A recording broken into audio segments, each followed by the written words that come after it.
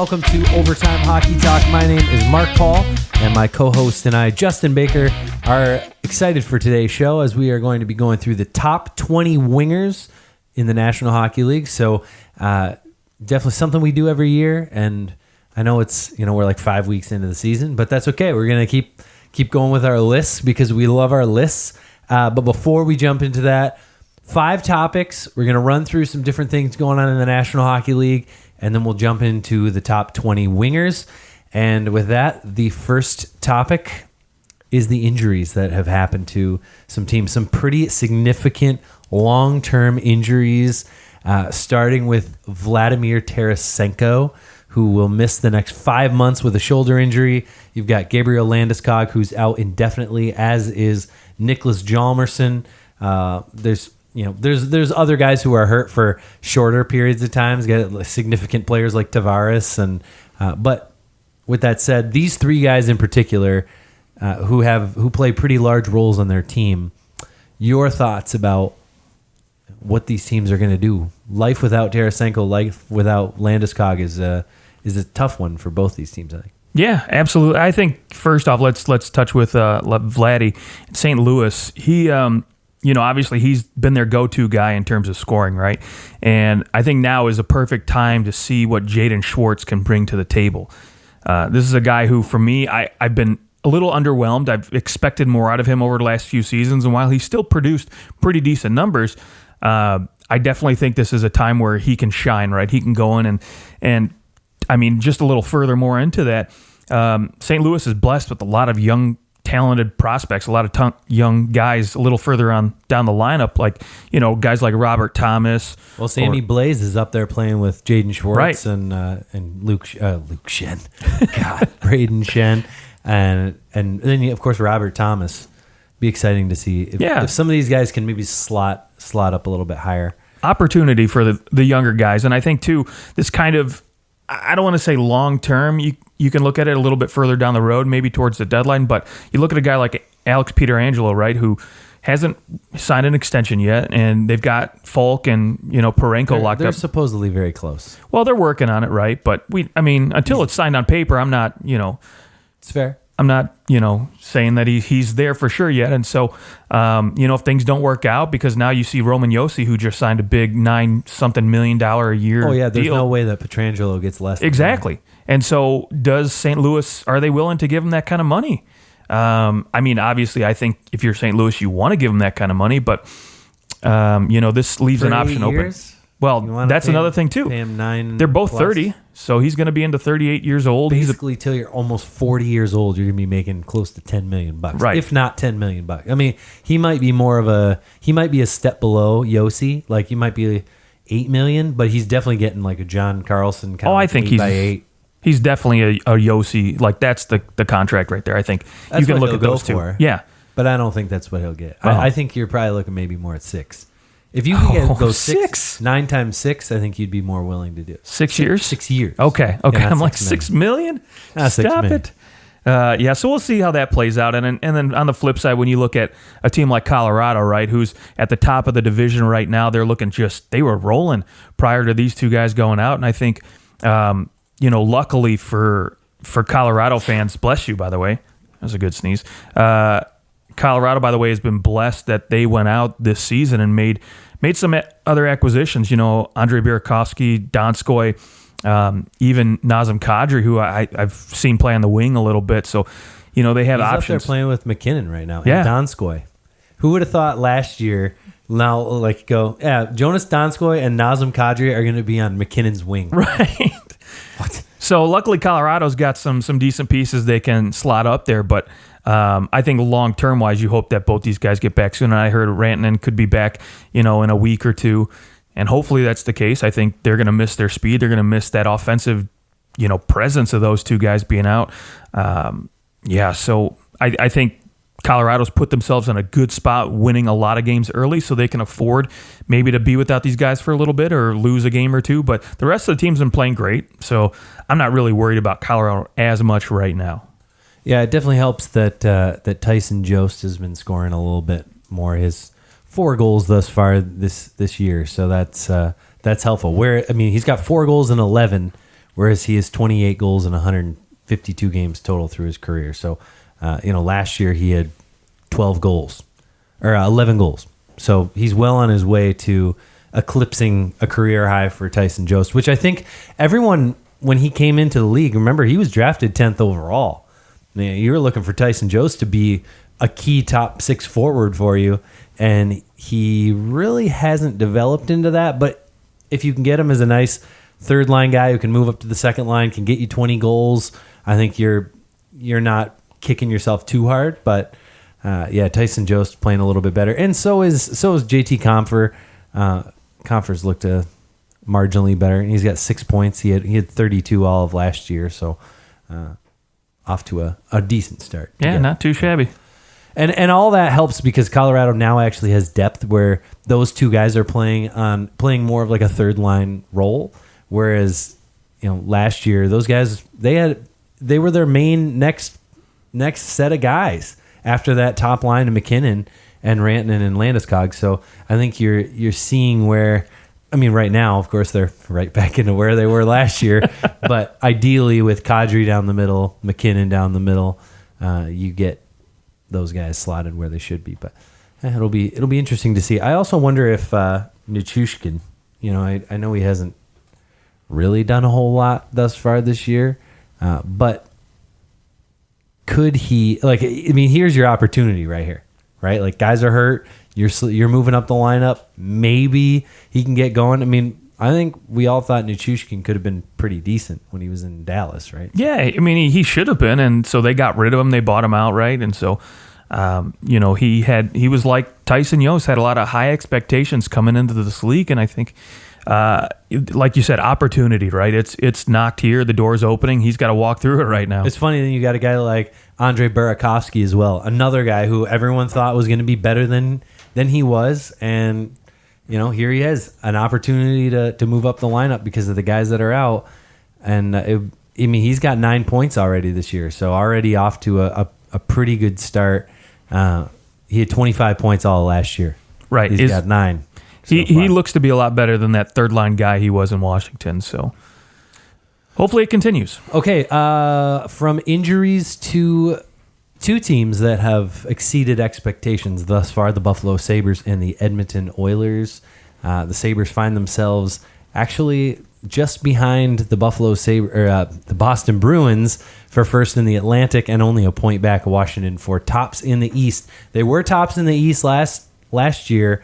Around that November, halfway through November, and then after winning 10 in a row, and it all fell apart. Is this team any different?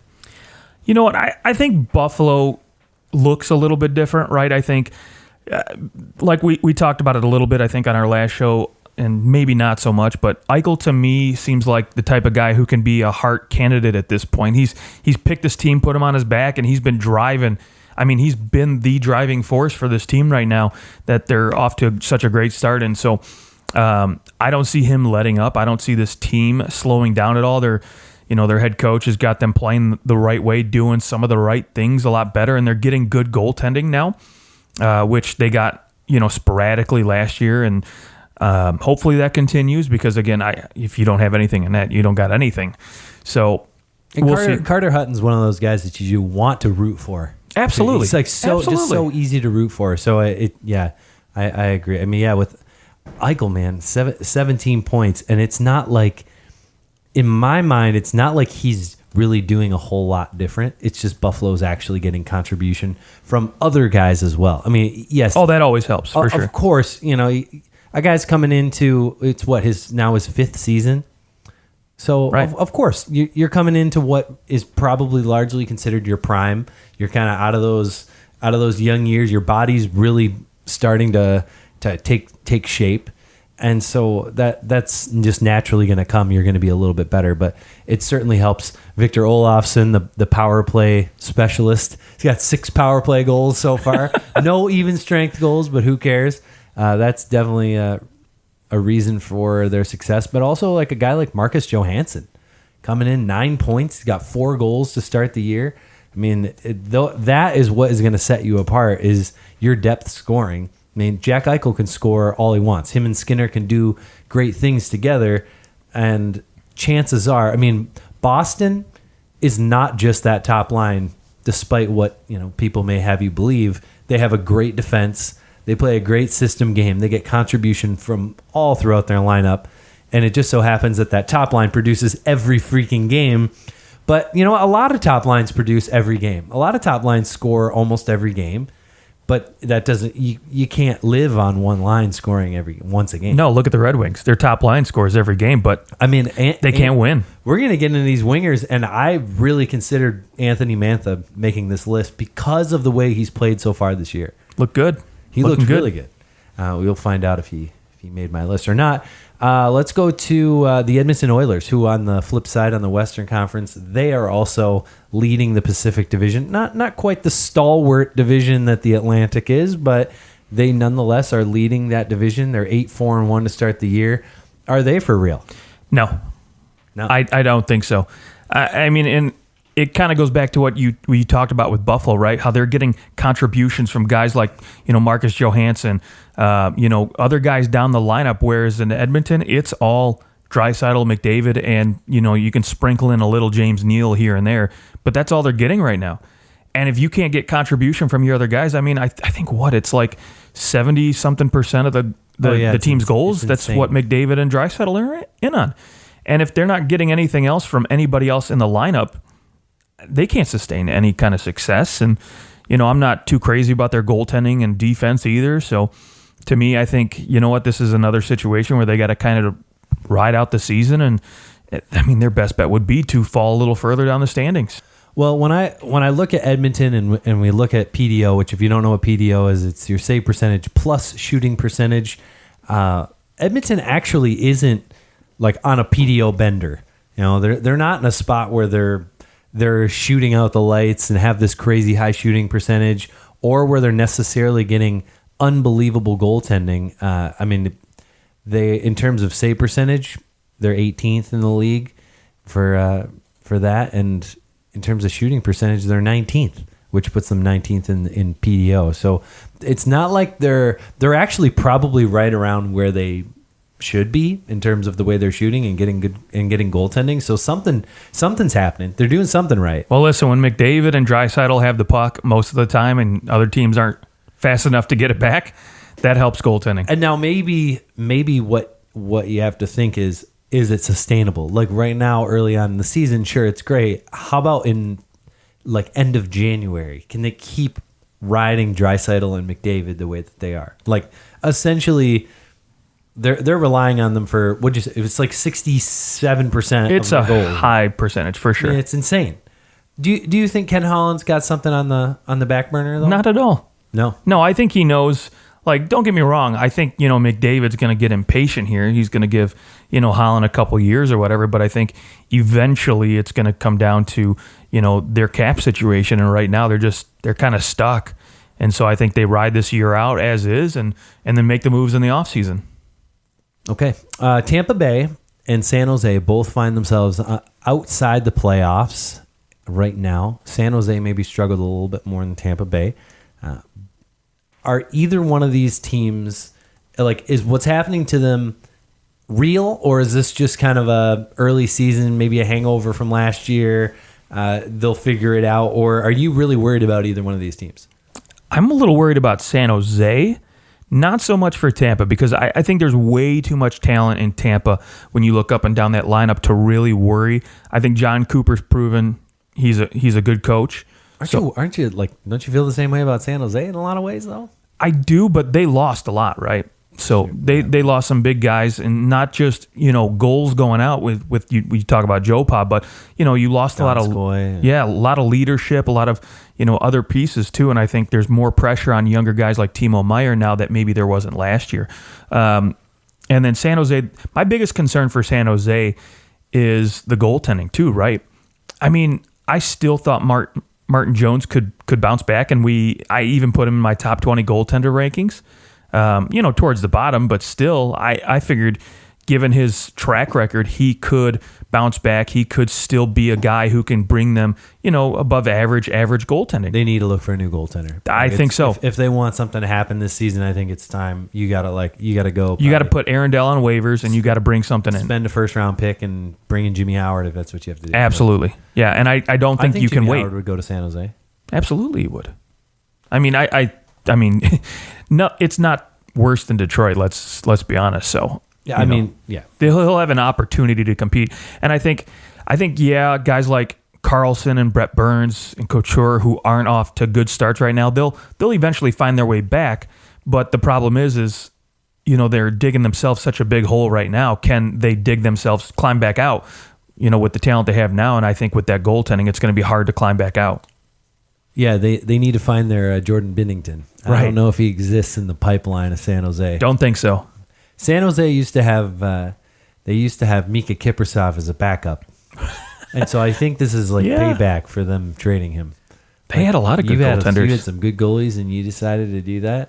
Yeah, it was Nabokov and Kiprasov, right? And had Toskala there too as their third stringer. God, Toskala. Who went to Toronto? And just dumped to bed. Now Tampa Bay. Let me say this though.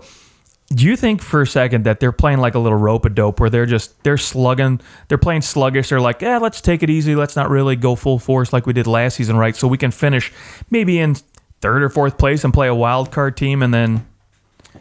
I don't know if they're saying, well, let's try to finish last, but I do think you're right when you say, are they coming into this season and going, well, last season we went balls out. Right. And look what happened. So let's keep this thing going at 55. 55, stay alive. There you go. And then as the season goes on, start to ramp it up. And maybe that's what they're trying to do. Side note, they do have the highest PDO in the NHL right now. So the Tampa Bay Lightning, for all their they're what, like 2 points out of the playoffs right now. It's not like it's anything insurmountable by any means. They're 2 points out of the playoffs. Ironically trailing the Florida Panthers, but they do have the highest PDO. They're getting a 95.31 save percentage 5-on-5. That's pretty dang good. Unbelievable. Definitely the highest in the league by more than a percentage. The second highest is the Buffalo Sabres. And Shattenkirk looking pretty good too. And in terms Tampa of shooting Bay percentage, Tampa Bay 8th highest in the NHL at 9.44. Vancouver Canucks lead shooting percent. They're shooting over 11% right now. That's shocking. That's going to come back down to earth real soon. As Vancouver does have the third highest PDO, so we'll see. I think obviously the Lightning. You look at them and you go, okay, it's like they're going to figure this out. They're going to make the playoffs. The Lightning aren't going to miss the playoffs. They did have that one weird year where like everybody got hurt and they missed the playoffs. Was that like 4 or 5 years ago or something like that? And they had gone to the finals or pretty close to it, the conference finals the year before, and everyone got hurt. So, I mean, is it possible for a really talented team to miss? Yes, but they don't have the injuries. There's no reason to think that they won't turn it around. I'm like 25% worried about San Jose. 25. But give me like, if we hit like midway through November and this is still happening, I'll bump it up to probably about 40%. I'm pretty worried. Well, what's that old saying? Like, the standings through Thanksgiving, what is it? Like usually 80% of the teams that are in stay in? Yeah. Alexander Ovechkin passed Luc Robitaille for the most goals by a left winger. And now my favorite trivia question's gone. Sorry, Luc Robitaille, you're no longer the answer. Ovechkin, here's where I want to go. Do you think that he breaks Wayne Gretzky's record of goals? It's so tough because he's a couple hundred away, right? And at 33... You got to really keep it going at 30, 40 goals a year for the rest of your career. That's tough. I mean, he could play into his 40s, and then you could pull a Yager and keep going. Goal seasons towards the end, and just see how long you can do it. Hey, as long as he can still shoot, I mean, as long as he can still rip the slapper like he does at the top of the circle, I mean, you don't have to really worry about him speed wise. I think it all depends on what happens with the Olympics.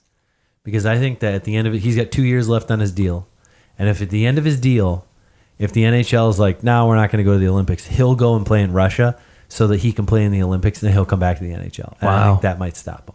I really think he's going to do, like, he's not going to miss another chance to be in the Olympics. I agree with that. I think to a certain degree, I think he definitely wants to be in the Olympics. There's no doubt about it. Yeah. He's made that very vocal. So do I think he goes to the KHL just so he can play in the Olympics? I don't know. Or maybe he just takes a year off. And maybe that seems more probable. We've seen some NFL guys do it, and it works out for them. So, okay, coaches on the hot seat. We're going to do this fast. By Thanksgiving, are these coaches still coaching their current team? We'll start with the obvious one. Is Mike Babcock still Toronto's coach? We do know now that Kyle Dubas over the summer wanted to fire him, and Brendan Shanahan said no. So that's a weird relationship. Hey, I know I tried to fire you. Sorry, everybody knows about it. Like, okay. Is he the coach by Thanksgiving in Toronto? Yes, I still think so. There's too much talent on this team for him not to be there. I think his hot seat is really going to get hot if they're sitting on a bubble, maybe not a playoff team, or if they screw up in the playoffs. But I mean, they've been quote unquote struggling, and they're still third in the division. Right? Like they're fine. They'll figure it out. They've also been without John Tavares, Zach Hyman, Travis Dermott just came back last night, and then Jake Muzzin goes down. We don't know what's going on with him. Like there's some reason to go, okay, there's no need to panic. And of course, it's Toronto, so you got to fire somebody all the time. Although maybe he wants to avoid playing, I think it was Justin Hull played like 20 minutes last night. Maybe avoid doing that more than often. What are you going to do when you only have five? I know. Defensemen. Muzzin got hurt in the first period, so that's why he. That's part of it. Yeah. Pete DeBoer in San Jose. Is he still the coach? It's going to get real hot here soon if they stay at the bottom there. Because they're supposed to compete for a cup. Like this is supposed to be right. They spent a ton of money on Carlson. They got a ton of money invested in that defense, and they don't have any they don't have any guys that are coming up through the pipeline that could potentially be, stone cold killers for him that could really take them over the top. And I think they got to work with what they got, and it's that goaltending basically that they could go out and make a move for. But other than that, it's all on Peter DeBoer to get this system working and get this team playing right. So Thanksgiving, if they're still way out of the playoffs come Thanksgiving, I think he's probably fired by Christmas, and they're only if they can bring in somebody that they think is going to be a good fit. You're not just going to fire him just to fire him, I don't think. But no, because I think they want to bring in somebody who they think can revamp this team and make them a playoff team. But in reality, this team should have they should have lost in the first round last year. Like it was basically on a technicality in a way, a horrible penalty call that they did advance. And so I'm looking at this team and going, yeah, I mean, it was nice they made the Stanley Cup Finals in 2016, and they really haven't looked the same since. They've always they've been fine, but they haven't been dominant like they were then. So Paul Maurice in Winnipeg, is he on the hot seat? I think it's not as hot as Peter DeBoer, but I think his seat's going to be a little toasty. Here's another team that, again, we kind of talked about potentially competing for a Stanley Cup. I mean, you had Patrick Laine get bumped up to the first line. He's looking pretty good, but now outside of that top line, really you're not getting a lot of production. Your defense is pretty much decimated. Yeah, but the defense isn't his fault. No, it's no absolutely one's fault not. That Dustin Byfuglien decides to pull a Ricky Williams. That's what I thought of. I don't know why anybody didn't talk about Ricky Williams there. Remember yeah, Ricky Williams? I do for Miami Dolphins. Yeah, I'm just going to take the year off. I think I'm going to retire now. It was like, what? No, you're the best running back in the league. Right. And it totally screwed them over. They haven't been the same since. But he's got to make it work, though. He's got to find a way to make it work. I agree. And get this team to compete. How are you going to make it work when you have nothing? Like, you can't. There's no way he gets fired. He won't get fired this year at all. He's fine because this isn't his fault in any way, shape, or form. Well, I'm not saying he's fired, but I think his seat's going to get a little warm if they don't make the playoffs. Or if they don't make sitting in a position to be in the playoffs. There'll definitely be some reeval for sure. I think the players like him a lot. John Hines in New Jersey, they're sitting last place, just above the LA Kings. So does he go? Is this fast? Like, could he be fired in the next 3 weeks? It's possible, and I think they're going to probably go to Taylor Hall because you want to find any reason to make Taylor Hall happy and be like, dude, you got to stay. So they're going to go to him and be like, hey, if we get rid of John Hines here and we bring in a new coach, will that make you happy? What are your thoughts on this guy? Next too. Yeah, it's not going to get easier. It's not going to get easier. Only 2 wins. I mean, they gotta find reasons to make Taylor Hall feel like this team's going in the right direction. And right now, all the pieces they brought in the offseason, PK Subban, Wayne Simmons, all these guys. They've only scored 22 goals. Not good. 22 goals. Now, granted, they've only played 9 games, so they have played fewer games. So, it doesn't matter. They put together. I mean, the Wings have played 4 more games than New Jersey. So, all right, let's say they win all 4 of those games. Suddenly, they're actually close to a playoff team. So, I'll say though that if they're not winning all 4 games, though, so bye. Yeah, I think it's probably time for New Jersey to move on from John Hines. He had that one nice little run where he took everybody by surprise with his new system, and it just hasn't worked with a more talented team. Right, and it worked with the lesser talented team that just needed to work hard and skate fast, and no one else was. There was many teams that weren't prepared for speed, but everyone has seemed to adjust pretty well to some speed. Yeah, and if you do it quick and you do it sooner rather than later, you give this team an opportunity to rebound, get back in an opportunity for the playoffs, because if not, then you got to deal Taylor Hall at that point and say bye. That's true. Because he won't stay. Yeah, that'll be a question for our next show is, will Taylor Hall be moving on? So all right. We'll put that on there. Okay, well, let's go to our top 20 wingers since we talked for 25 minutes about what's going on in the league. Dude, love it. Now it's time for the wingers. So let's start with your just missed. Just missed. Okay. Just missed. A few younger players. I got 3. Same. I got William Nylander, Brock Besser, and Konechny. Okay. Even though Konechny has played a little center, I still think he is a winger. Is Claude Giroux a winger or a center? Because he has taken the most faceoffs. He's actually playing center right now. No, right now he's a center. I don't know what list to put him on. Claude Giroux is a center right now. He's not on my center list, but he would be. He wouldn't have made my center list, no. But he would make my winger list. Dude, he was like 11th on NHL.com's best wingers. I know. I mean, he's definitely a top. I mean, the guy had 90 something points, 85 last year and 90 something the year before. Like, he's obviously a top. He's been playing center though. He's a top 20 guy, but he's been playing center. So I don't know where to put him. So with that, I'm going to say that in my top 3 rovers, he's the best rover. Okay, rover. Good. He's the best rover. Next best Let's is make Brent a top Burns 5. when Brent Burns plays forward. and then Brendan Smith. And oh god, yeah, Brock Besser also missed my. He was actually as I was making the list, he fell to 21. Okay, like I had everybody and I added someone in, so he's at 21. Shvetsnikov, Anthony Mantha just missed my list. Okay, yeah. If I see a 40 goal season out of him this year, like 35, and he has a shot to make this list. I mean, I think given the opportunity and the guys that he gets to play with, I think he's got a shot at next year being on this list. Also, Brady Tkachuk. Okay, yeah, I love Brady Tkachuk too. By the way, that's a really good just miss. I think all those guys will eventually be on this list. I mean, there's some older guys on this list, and so eventually, guys will fall off and. Younger guys will. Like my number 20 might fall off here soon, but okay, let's hear your number 20. Yeah, my number 20, TJ Oshie. Oh, all right. TJ Oshie did not make my list, and nor did he. He didn't even. I just love everything that this guy does. He plays the game very physical, and I think he scores a lot in shootouts in the Olympics. He does. He always consistently why people figured out who he was because of that. It really is. Yeah, like who cares if he was in St. Louis and made some girl cry when he got traded? But which I don't know if you saw that video. It was fantastic. But he just his physicality gets overshadowed by Tom Wilson being in Washington, and I think he just. For a second line guy, consistently produces 50, 60 points every year, and he just plays so well on both sides of the puck. To me, I love his game, and so to me, he comes in at number 20.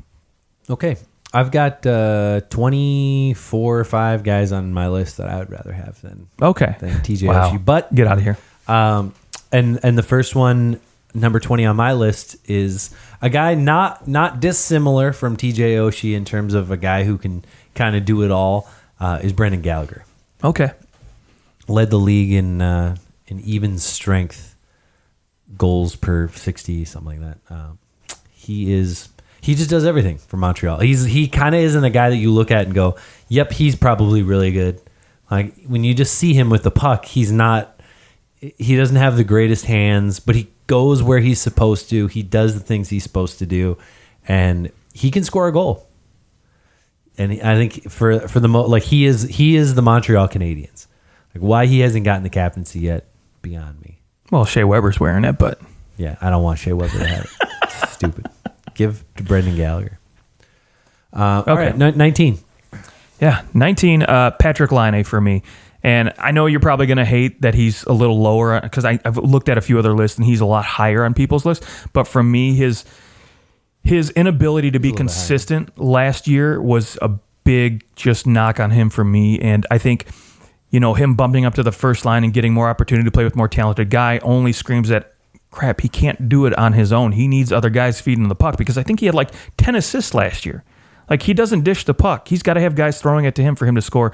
And I think maybe, he hasn't scored a ton this year. He's actually been throwing some assists around, which has been great to see. So I think if he can consistently perform, the way he is now, maybe he will eventually, go a little bit higher on my list. But for right now, I want to see more consistency from him.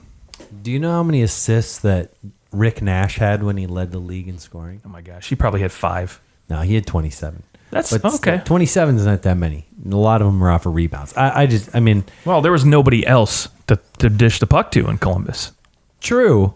I will say that Laine did play down the lineup quite a bit. He played with Brian Little. So there's a good reason why he didn't have any assists, because Brian Little can't shoot.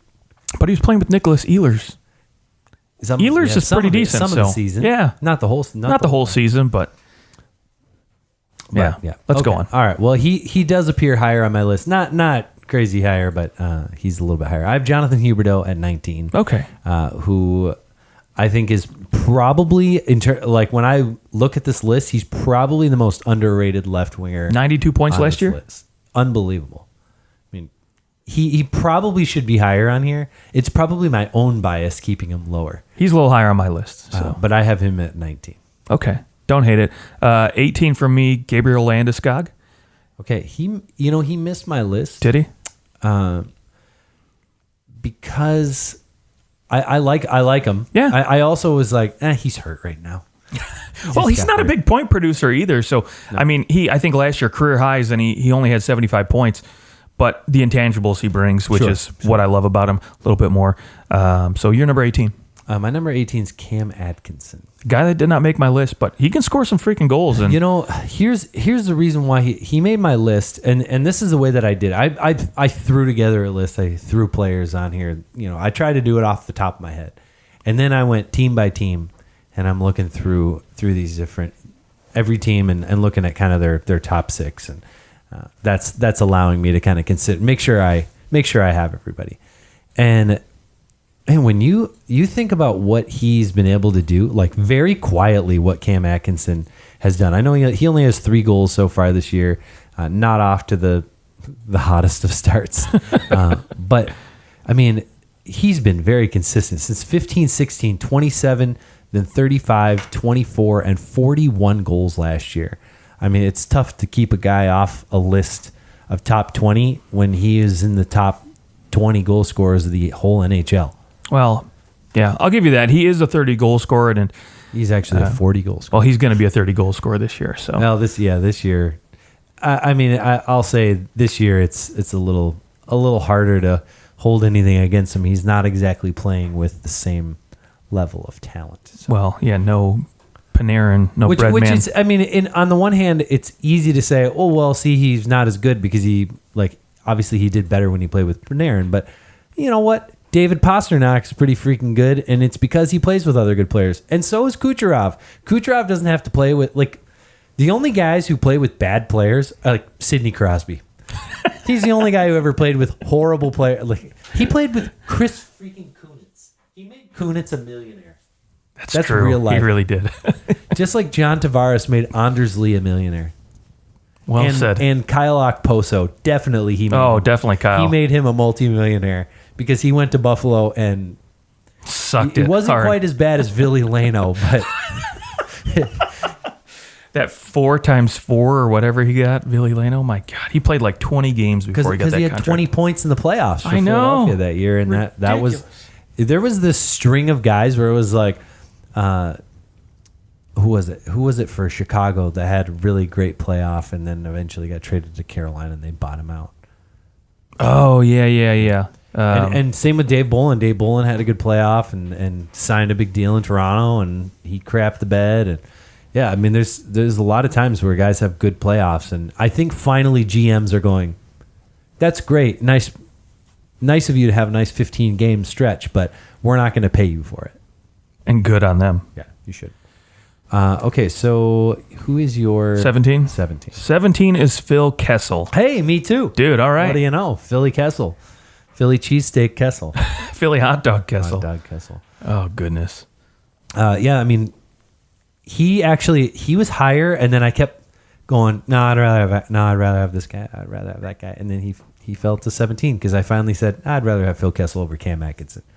I mean, Phil Kessel scores goals. There's no doubt about it. Just not in Arizona.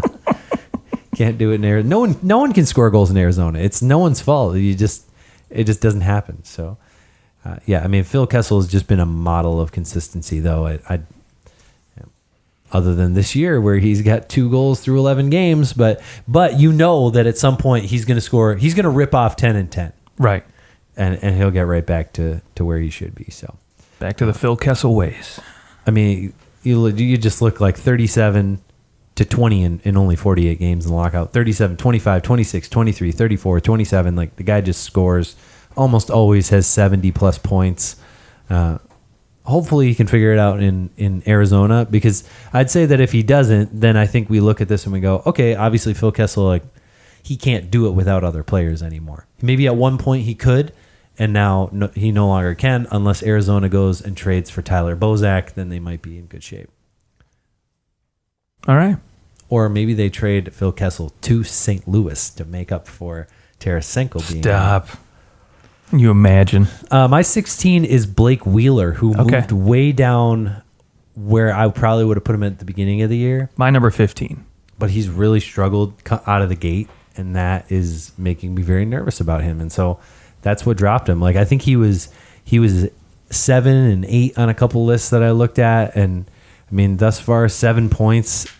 Don't love the plus minus because the goaltending and the defense have been so strange, but he's a -9, so it's hard to ignore. It's not like he's been out there for a whole lot of goals for. So, and no power play points at all for Blake Wheeler. That worries me as well. Can this team kind of figure out that power play? They only have 7 power play goals through the first 13 games. That's probably not going to cut it.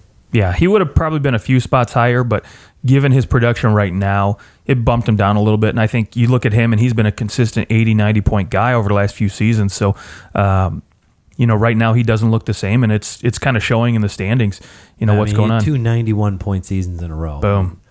But he's still not, he's not a big goal scorer. Like, no, never has been. 20 goals, 23. His highest is 28, but he almost always has, every single season except for 14-15 since 13-14, he's had over 40 assists. Last year he had 71 assists. I think you're probably running into trouble with that when you don't have the same kind of guys around. And I've seen a lot of injuries. They aren't getting the same kind of puck moving up from the defensive end, and that's been their biggest issue is, how are they able to cycle and transition the puck into the offensive zone? Well, they're not. Right. They're just not. Well, all right. Yeah. So Wheeler for me is 15, and at 16 I have Jonathan Huberdeau. Okay. So you just have him a little bit higher. Yeah, I really like you said, he's so underrated. I love what he brings to the table, but 190-plus point season, and I haven't seen, a lot of big point production prior to that. Right. So that's why maybe he doesn't go a little bit higher on my list, where I've seen him higher on some other people's lists too, but he's off to a very, very good start right now. In fantasy, he may be higher. Oh, yeah. If we were as a fantasy list. Actually, at my 15, I have Patrick Laine. So okay. We basically flipped Huberdeau and Laine. There you go. And there's our 15. So I have Laine higher because I think his potential for scoring goals is exponential in comparison to some of the guys lower. Sure. I think that, the fact that he's playing on a third line, he had a horrible season and still managed to produce a little bit. I mean, if this guy's put in the right situation, he's going to score 50. Like it's just I hope so. I think if we can just put last year out of our brain, the way that he's taken the chance, you know, he went and he said, I want to play more. Like, I want to be in the first line. And we had talked about it like, well, that's pretty bold. Like, why don't you go prove it?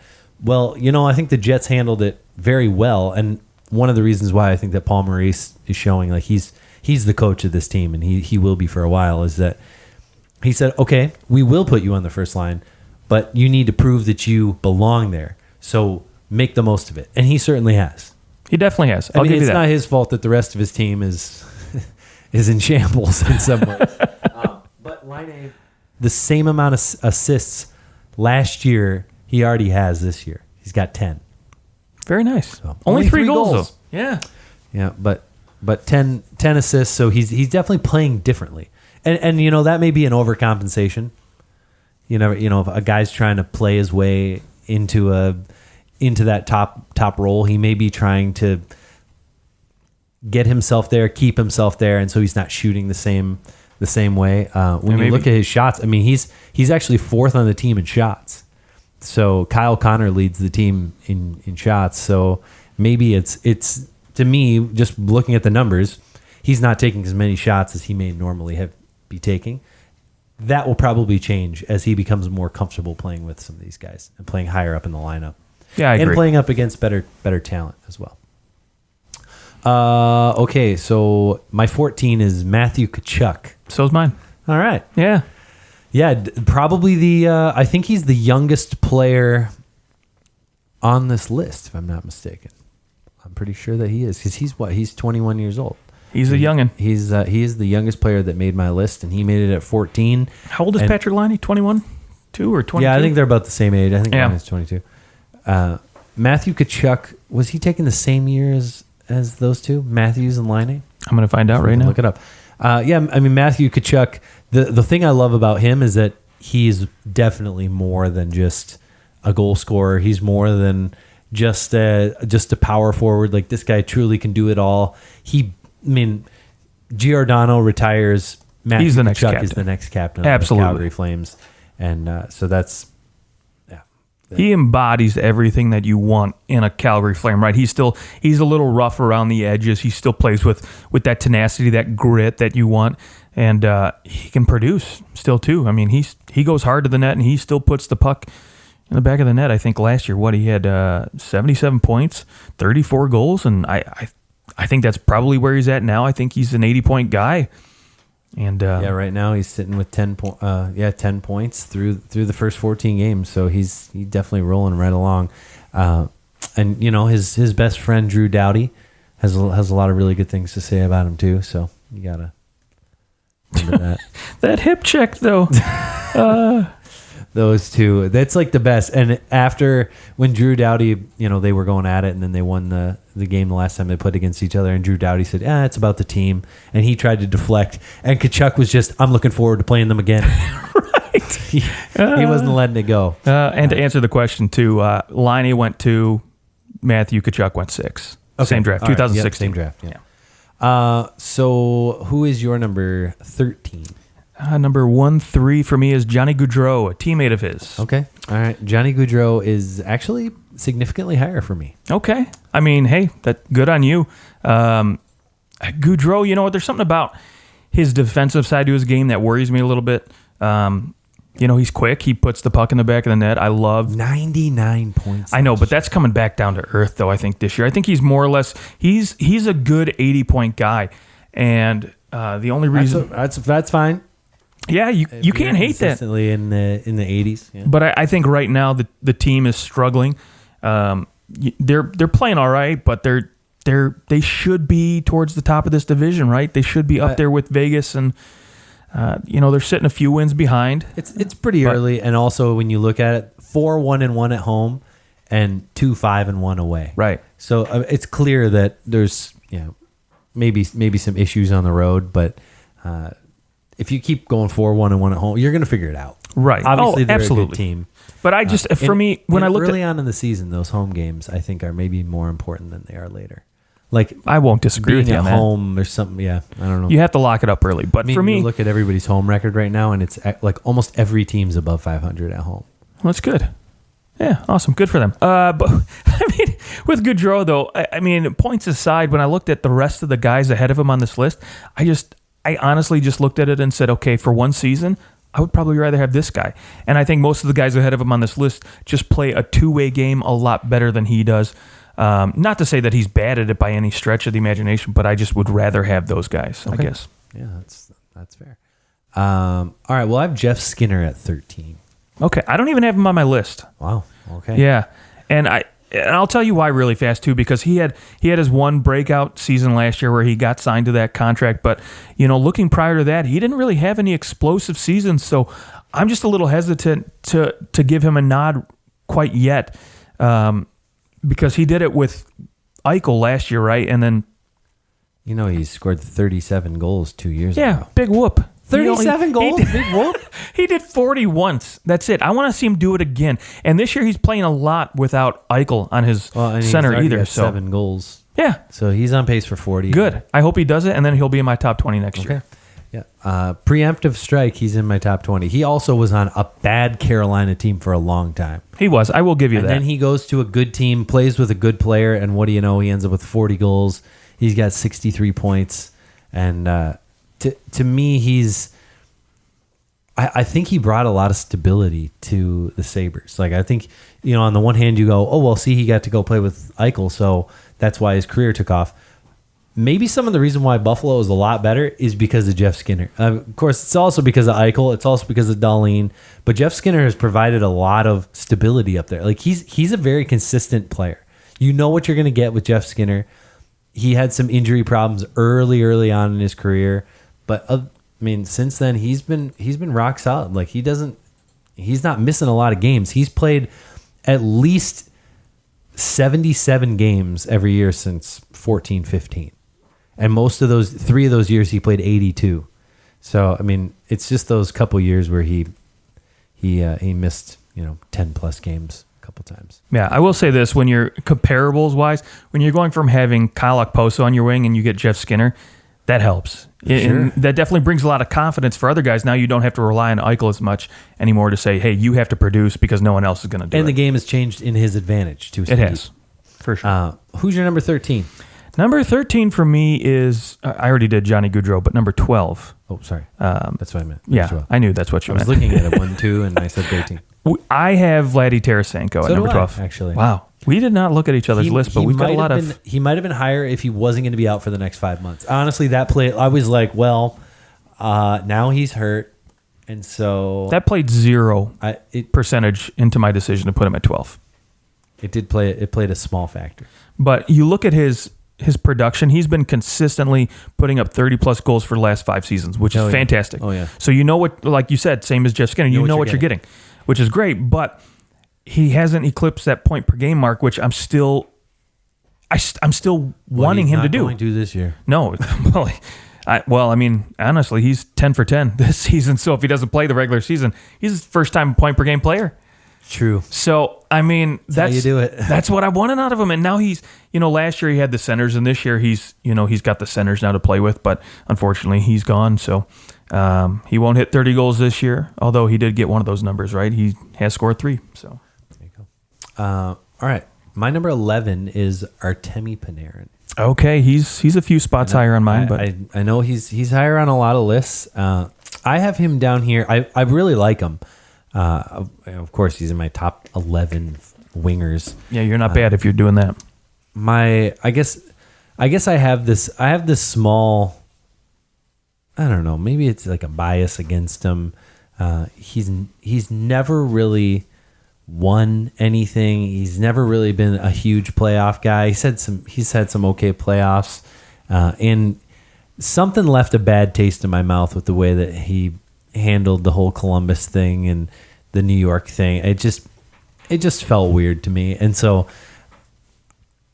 in terms of wanting a guy as a teammate, when I look at every single player ahead of him, I want all of them as a teammate over Artemi Panarin. Okay. As talented That's as Panarin interesting. is. And I know Panarin drives his own line.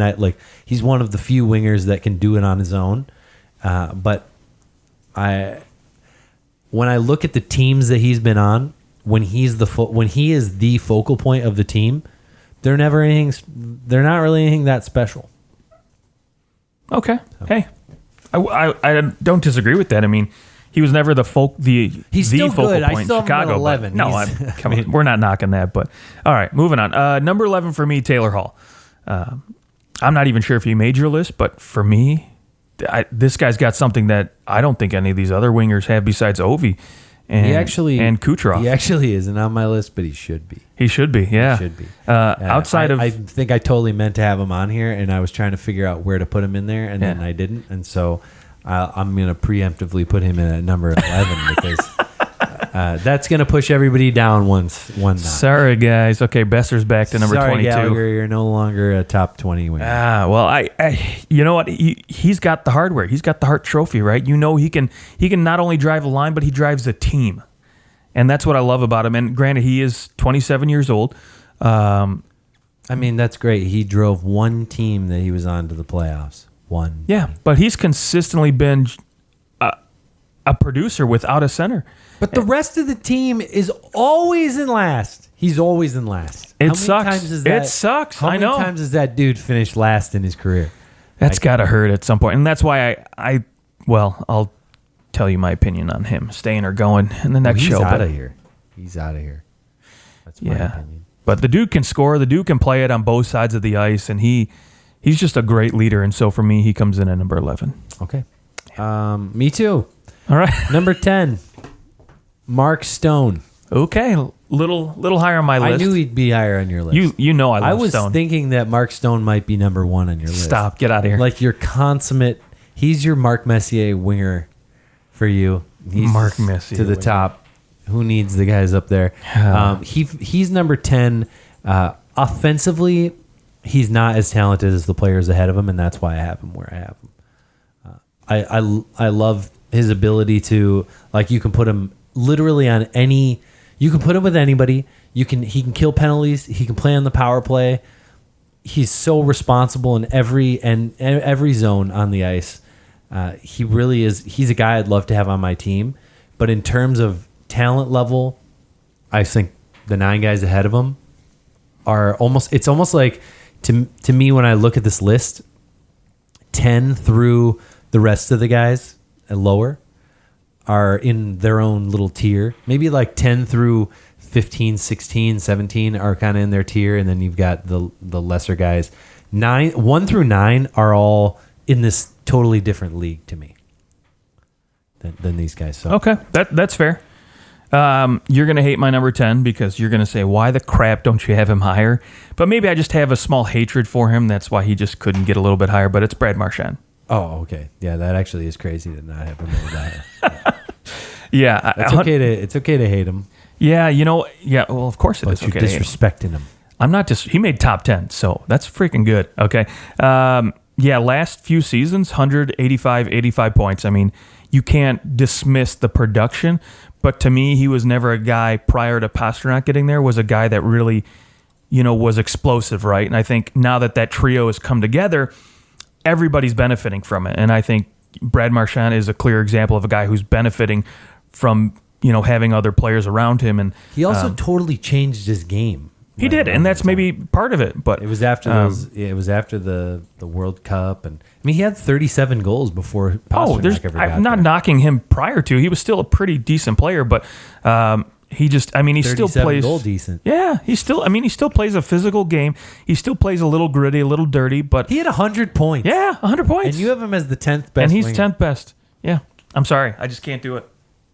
It's funny. I saw one list that had Patrice Bergeron as the 3rd best center in the league, and I did have to laugh at that. That's 3rd dumb. Best. That's dumb. If there's anyone on that line that has benefited from the players around them, it's Bergeron. He would be the most, absolutely. Now, was it that article from the Boston Globe? Was that where you got this? No, I didn't actually. What did the Boston? I didn't see it. No, I was just thinking because he's from Boston Globe, No, it was some Instagram account. Okay, just doing their top centers. Okay, so Brad Marchand's your number 10. Yep. That's hilariously low for him, but okay. Number 9. Mikko Rantanen is my number 9. He's my number 9 as well. Okay. Yeah, I do think he is in kind of the next echelon of wingers.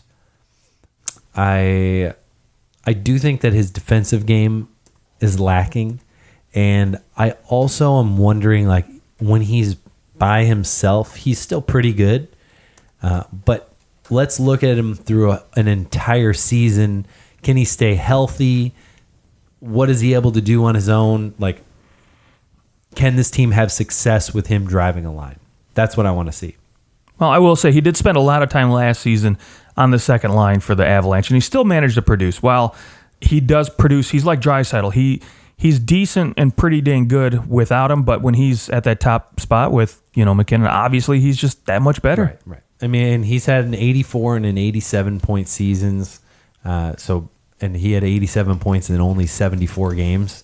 So he can be a 100-point player if he stays healthy a whole season. And he's got 12 and 9 so far. It's just a matter of him being able to, I won't say stay healthy, because he missed 8 games last year. He missed a game the year before, 7 the year before. So it's not like he's just like blowing out his shoulder every year or anything like that. Tarasenko.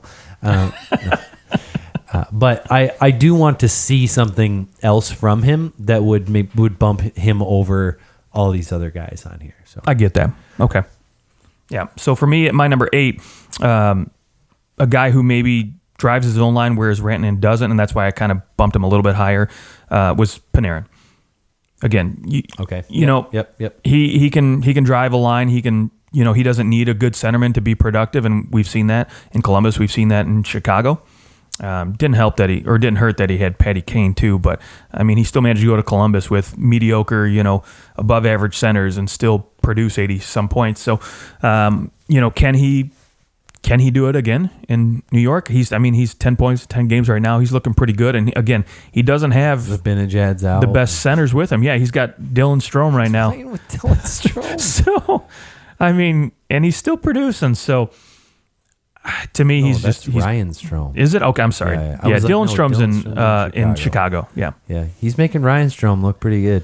Yeah, for a guy who was basically cast out. So, so for me, I think that's why, to me, he just gets a slight bump over Rantanen and, Brad Marchand. But. Okay, my number 8 is Toronto boy Mitch Marner. Okay, he's a little higher on my list. I have him. I know he had 94 points last year. I do have him here because, like much of our discussions about some other guys, he got John Tavares and he went from a 61 point season to 94. Now that also is like, hey, you're maturing, you're kind of growing into your body, all that. But now John Tavares is out and he doesn't look quite as good. But who looks quite as good without a top 5 center playing with, So it's hard to say, but I think Marner belongs in this group of wingers, but he hasn't done enough to me or done it over time to where he's going to jump these guys right now. Like you had Johnny Gaudreau a little bit lower, but I have Johnny Gaudreau at number 7. And I just think Johnny Gaudreau's been able to do this consistently. He's driven a line. Like, he played with Sean Monahan, and he made Sean Monahan look like he was like a top 15 center in the league, and he is not. He's just not. But Johnny Gaudreau is, I think, we talked about Huberdeau being underrated, and in terms of guys who, like, they probably would just naturally miss people's lists if you weren't really considering everyone. Johnny Gaudreau probably is the most underrated player on this whole list. Okay. I don't hate that, but I think he's small. It's because he's small. Well, that doesn't help much either. But I think my number 7 is probably the most underrated player on this list, and that's Mr. Stone. Mark Stone. Yes, I think his offensive production is a little bit underrated. I don't think that he's that underrated, though. Well, look, prior to coming to Vegas, right? He's with an Ottawa team that has no good centers for him to play with. He's still producing 60 points, right? Last year, he's getting comfortable. I'm going to, 11 and 18, not bad. But now he's at 16 points through 13 games, playing with different centers, right? He's played time with Paul Stastny, and he's played time with Cody Glass. No consistent center, but yet he's still producing. And even if he had consistency with one of those two guys, those guys are third-line centers at best right now. And so, I can't imagine if you put him, when you talk about a Marner or a Rantanen, when you put him with like a top centerman, what he could do.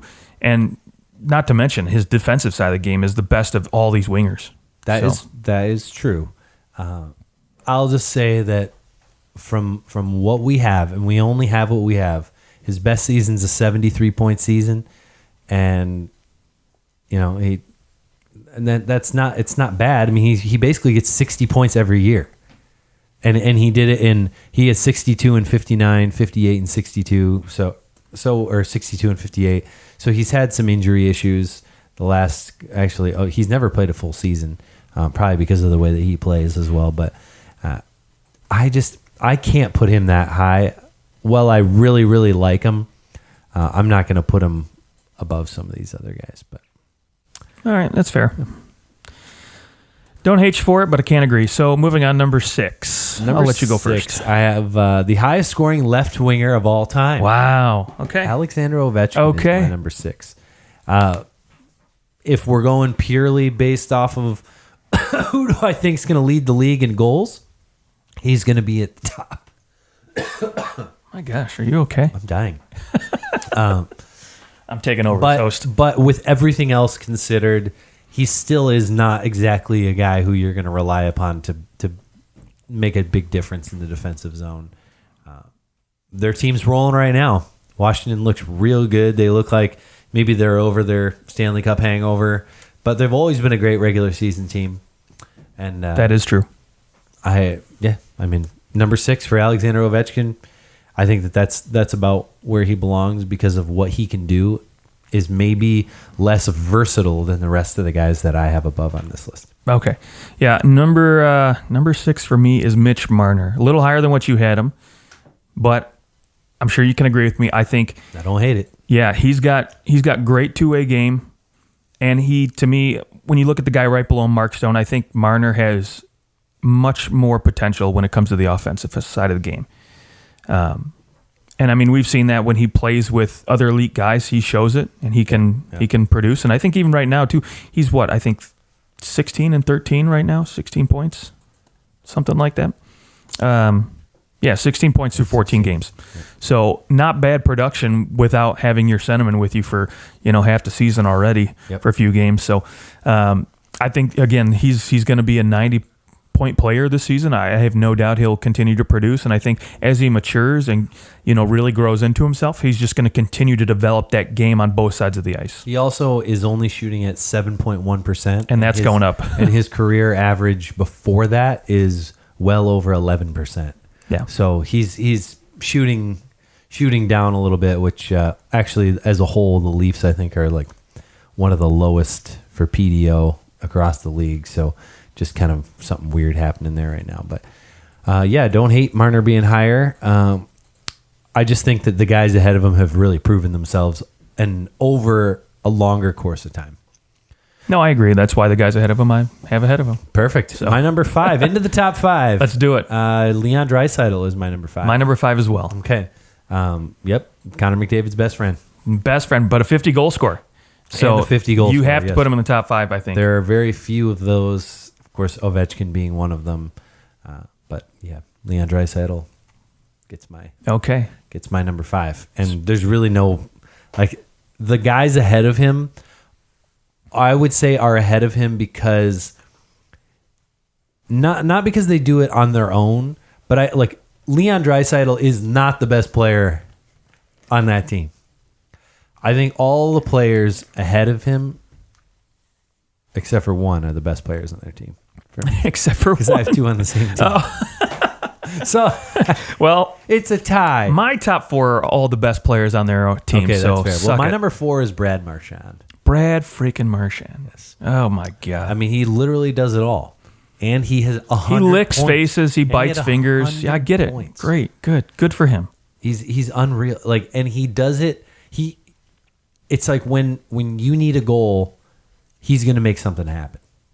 He has got a little bit more to shut him down. A little bit more slick. I think, what was it? That game against San Jose the other night, he literally just dodged a check and made Brett Burns and I can't remember who it was, just cream each other. It was funny to watch. He definitely is the best player on this list at getting under your skin. There's no doubt about that. I'll give you that.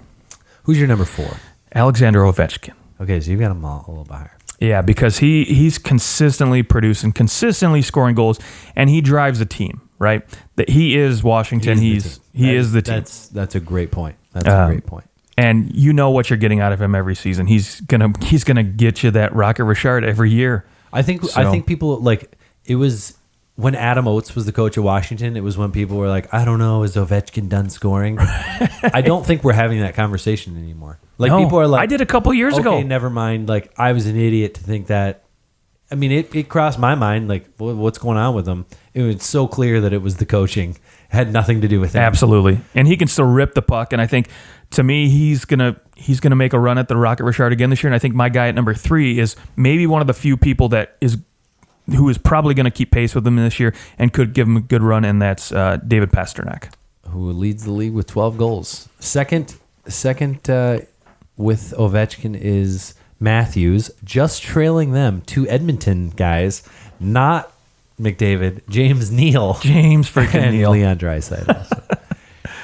I have Patrick Kane actually at number 3. Okay. You have Patrick? Patty Kane's number 2 for me. Oh, okay, number 2. Yeah. All right. See, I have David Pastrnak at number 2. Yeah. I know that's a little bit bold. It's not bold. It's a lot higher than a lot of people have him on He's on his point per game pace right now is 2. 2 points per game. No one else in the league has that right now. He's on pace for 160 points. Freaking good. I mean, he definitely is a guy who can get real hot sometimes. He's done it in the playoffs, and his shooting percentage is 30% right now. Like that's not gonna fly. It can't happen. Shooting percentage 30%. What's Ovi sitting at? I'm kind of curious. I gotta ask. Well, Ovechkin always has his is 15.7%. Okay, so that might be more on par with his. Actually, probably low for him in terms of his all-time shooting percentage. Oh no, his all-time shooting percentage is 12.6. Okay, so. And that is because, see, the season where he only scored 33, only he had 10.5%. So that's funny. That's kind of where that came from. But yeah, 15.7. If he can keep up that 15.7, he'd definitely get 50 again. So. No, for sure. Okay, and so back to the list though with number 2 and 3, right? You've got Patty Kane at 3, and obviously Pastrnak at 2.